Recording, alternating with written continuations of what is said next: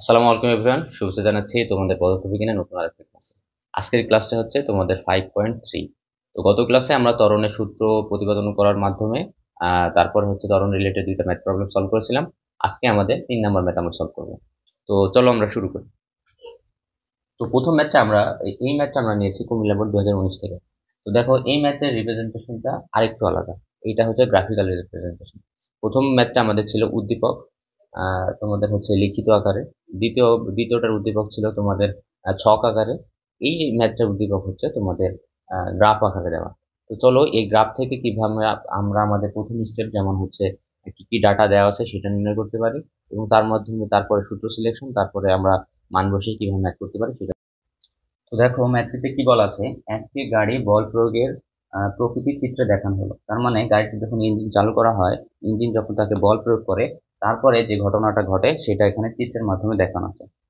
X অক্ষ বরাবর সময় দেওয়া আছে, ওয়াই অক্ষ বরাবর বেগ দেওয়া আছে। বেগ আছে মিটার পার সেকেন্ডে, সময় হচ্ছে তোমার সেকেন্ডে। তার মানে এখানে একক সেম, সবই এক্স ওয়াই একক, আমাদের একক কনভার্সনের প্রয়োজন হবে।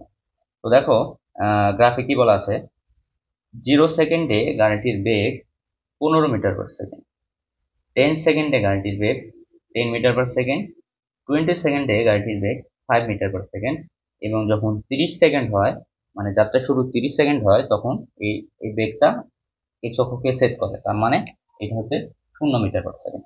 ঠিক আছে, দেখো এক্স অক্ষকে সেট করার মানে কি, এর বেগটা আস্তে আস্তে দেখো, যখন 15 সেকেন্ড তখন বেগটা এত ছিল, যখন হচ্ছে 10 সেকেন্ড তার বেগটা একটু কমে আসে এই এই পয়েন্টে, তারপরে যখন 20 সেকেন্ড তখন এই পয়েন্টে সেট করে। তার মানে কি 5 মিটার পার সেকেন্ড। যখন 30 সেকেন্ড হয় যাত্রা শুরু, তখন এটা এক্স অক্ষকে সেট করে। তার মানে বেগ কত, বেগ হচ্ছে জিরোতে, বেগ সর্বকম। তার মানে কি সময়ের সাথে সাথে এর বেগটা কমতেছে। তার মানে কি দেওয়া আছে এখানে, এখানে আমাদের আমরা বেগ দেওয়া আছে আর হচ্ছে সময় দেওয়া আছে। বেগকে দুই ভাগে ভাগ করতে পারি, যেহেতু অনেকগুলো পয়েন্ট আছে, যে কোনো একটাকে আমি আদি বেগ এবং আহ, আমরা আরেকটাকে শেষ বেগ হিসেবে ধরতে পারি, এবং তো সময় দেওয়া আছে। দেখো এখানে, তাহলে আমরা লিখে ফেলি, তারপর আমরা সূত্র সিলেকশন করবো। চলো লিখি, দেওয়া আছে, এটা আমরা সংক্ষেপে লিখতেছি, কিন্তু তোমরা পরীক্ষা হলে সবসময় ফুল ফর্মে লিখবা।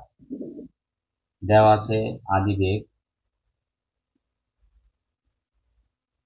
আদিবেগ ইকুয়ালস টু, আদিবেগ কত, যাত্রা শুরু শুরু হয়েছে কত, 0 সেকেন্ডে। তো সব সময় চিন্তা করতে হবে যে আদিবেগ সেটাই যেটা আহ, যে সময়ে টাইম ছিল 0। 0 সেকেন্ডে যত বেগ ছিল যাত্রা ততই সেটাই হবে আদিবেগ। তো সময় যখন 0, তখন বেগ কত, 15। 15 মিটার পার সেকেন্ড, শেষ বেগ ভি কত, এই যা শেষ বেগ কত, 30 সেকেন্ডে সেই বেগ বেগ কত ছিল, 0।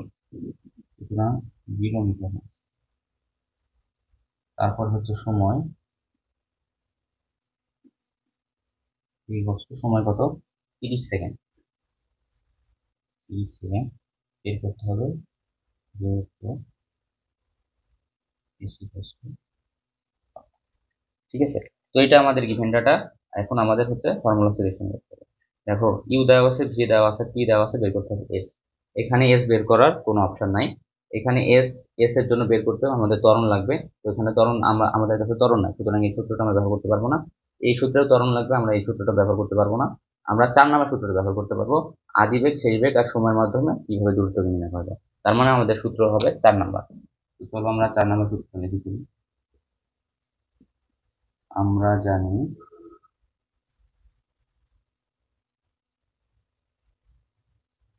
অতিক্রান্ত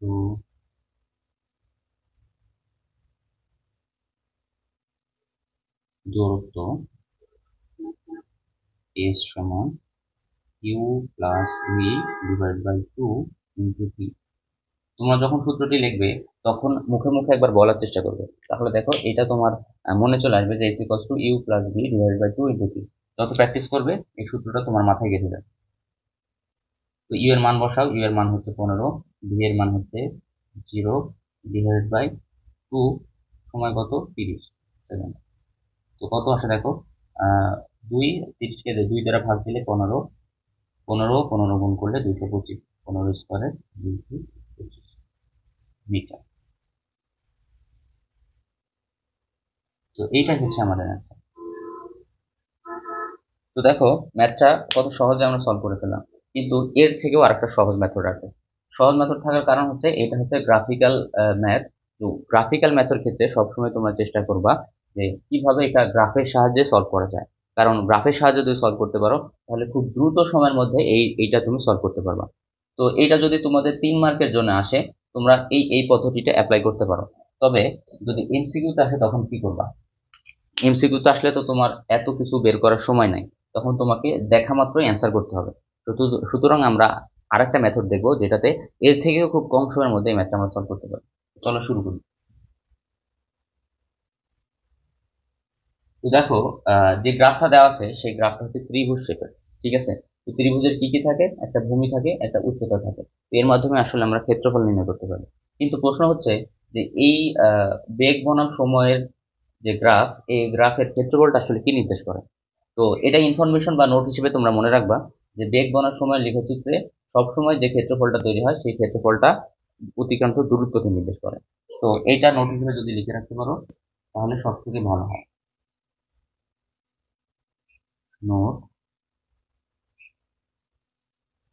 বেগ বনাম সময়ের লেখচিত্র সর্বদা অতিক্রান্ত দূরত্ব নির্দেশ করে।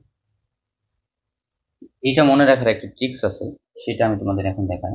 দেখো, প্রথমে আমরা হচ্ছে এই অধ্যায়ে সরণের সাথে পরিচিত হয়েছিলাম, বা এখানে সরণ বা অতিক্রান্ত দূরত্বকে মানে একই সাইন দ্বারা প্রকাশ করছে এই অধ্যায়ে। কারণ সরণের শুধুমাত্র দিক, আর এটা শুধুমাত্র পার্থক্য হচ্ছে দিক, একটা দিক আছে আর একটা দিক নাই। সরণের পরে আমরা কিসের সাথে পরিচিত হলাম? সরণের পরে আমরা বেগের সাথে পরিচিত হলাম, বেগ বা ভি এর সাথে পরিচিত হইলাম। এরপরে আমরা ত্বরণের সাথে পরিচিত হইলাম। এই তিনটা টার্মের সাথে আমরা সিরিয়ালি পরিচিত হয়েছি। তো সরণের সংজ্ঞা কি ছিল? একটা নির্দিষ্ট দিকে কি পরিমাণ সে দূরত্ব অতিক্রম করে, আহ, তার ন্যূনতম যে পথ সেটাই হচ্ছে সরণ। তারপরে আহ, বেগের ডেফিনেশন কি ছিল? সময়ের সাথে সরণের পরিবর্তন হার। তারপরে ত্বরণের কি ছিল? সময়ের সাথে বেগের পরিবর্তনের হার। ঠিক আছে? মানে এইটা এটার সাথে রিলেটেড, এটা এর সাথে রিলেটেড। তো যদি বেগ বনাম সময় লেখচিত্র থাকে, তাহলে এই এই যে সময়ের বেগ বনাম সময় লেখচিত্রটা, এইটা এই তীর চিহ্নের পিছনের দিকে ব্যাক করবে এই ক্ষেত্রফলটা। এটা সবসময় সরণকে নির্দেশ করবে। তো একইভাবে যদি ত্বরণ বনাম সময় লেখচিত্র থাকে তাহলে সেটা কাকে নির্দেশ করবে? দেখো, এই যদি এটা লেখচিত্র থাকতো তাহলে এটা সর্বদা বেগকে নির্দেশ করবে। ঠিক আছে? তো বেগ, এটা হচ্ছে ত্বরণ বা অতিক্রান্ত। তো এই যে এই চিত্রটা মনে রাখতে পারো যে প্রথমে আমরা সরণের সাথে পরিচিত হয়েছি, তারপর বেগের সাথে, তারপর ত্বরণের সাথে। তো তাহলে যখন আমরা ক্ষেত্রফল নির্ণয় করব এর সাথে সময়, তখন এটার উল্টা দিকে তোমার হচ্ছে এই ক্ষেত্রফলটা উল্টা দিকের নির্ণয় করবে, নির্দেশ করবে। তো সময় বেগ বনাম সময় লেখচিত্র কি নির্দেশ করবে? সরণ। আর ত্বরণ বনাম সময় লেখচিত্র সর্বদা নির্দেশ করবে বেগটাকে। ঠিক আছে? তো এই ইনফরমেশনটুকু তোমরা যদি মনে রাখতে পারো তাহলে হচ্ছে গ্রাফিক্যাল মেথডে ম্যাথ করা সব থেকে ইজি হবে তোমাদের জন্য।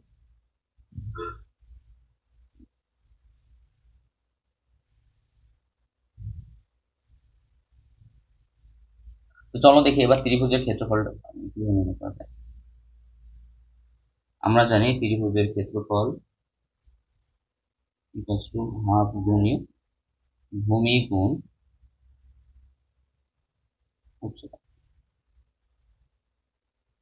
হাফ ভূমি কত? দেখো, ভূমি হচ্ছে 30, 0 থেকে 30 পর্যন্ত দেওয়া আছে, তাহলে হচ্ছে ভূমি হচ্ছে 30। উচ্চতা কত? 0 থেকে 15 পর্যন্ত দেওয়া আছে, তার মানে ভূমি উচ্চতা হচ্ছে 15।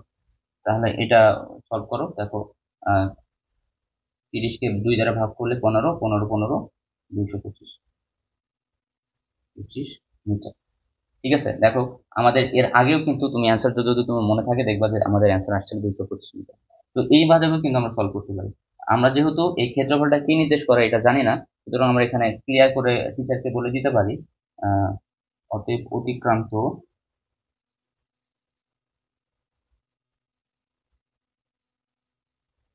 দূরত্ব 225 মিটার। এটা আমাদের অ্যান্সার। তো অনেক সময় এই পর্যন্ত বের করে থাকলে আমাদের টিচার মার্ক কাটতে পারে। তো আমরা এখানে ক্লিয়ার করে লিখে দেবো যে আসলে ক্ষেত্রফলটা এখানে কি বোঝায়, ঠিক আছে? তো এটা তুমি যদি তোমার স্কুলের টিচার গ্র্যান্ট করে, তুমি এটা সৃজনশীলও লিখতে পারো। আর যদি তোমার স্কুলের টিচার বলে না এভাবে করলে মার্ক দেওয়া যাবে না, তো দেওয়া আছে পদ্ধতিতে এইভাবে বের করে তুমি হচ্ছে স্মরণের যে সূত্র সেটার মাধ্যমে ম্যাথটা করবা। তবে এটা এমসিকিউর জন্য তো তোমার অ্যাপ্রোপ্রিয়েট হবে। তুমি জাস্ট দেখো, দেখা মাত্র এখন যেহেতু তোমার বুঝে গেছো জিনিসটা, তুমি দেখা মাত্র এখানে বের করে ফেলতে পারো। এখানে কত, হাফ গুণ ভূমি কোণ উচ্চতা, তাহলে 30, যেহেতু বেস কত 30, তো 30-এর অর্ধেক হচ্ছে 15, অর্ধেক 15, আর এই পাশে সর্বোচ্চ 15, তাহলে 15 আর 15 গুণ করলে 225। জাস্ট দেখলা, মাথায় ক্যালকুলেশন করলা, ক্যালকুলেশন করে অ্যান্সার মান টিক দিয়ে দিলা। তো এইভাবে আসলে গ্রাফিক্যাল যে মেথডের, যে যদি আমরা কোনোভাবে সলভ করতে পারি তাহলে আমাদের জন্য সব থেকে ইজি হয়। তো আজকে আমাদের এই পর্যন্ত ছিল। পরবর্তীতে আমরা মন্দন শুরু করব। মন্দনটা আসলে এতদিন পর্যন্ত আমরা যা করেছি সেগুলো ছিল তোমাদের 8 পর্যন্ত যতটুকু পড়ছো ততটুকু যদি সাধারণভাবে বোঝানো যায় তাহলে এটা সুন্দরভাবে বোঝা যায়। এর পরবর্তীতে তোমরা যে বিজ্ঞান বিভাগে আসছো এইটার একটু ভাইব পাবা, যে ভেক্টর রাশি কিভাবে অ্যাপ্লাই করে আমরা সামনের দিকে আগাইতে পারি, সেটা এর পরবর্তীতে শেখা যাবে। তো আজকের মতো এই পর্যন্তই। সবাই ভালো থাকো। আসসালামু আলাইকুম।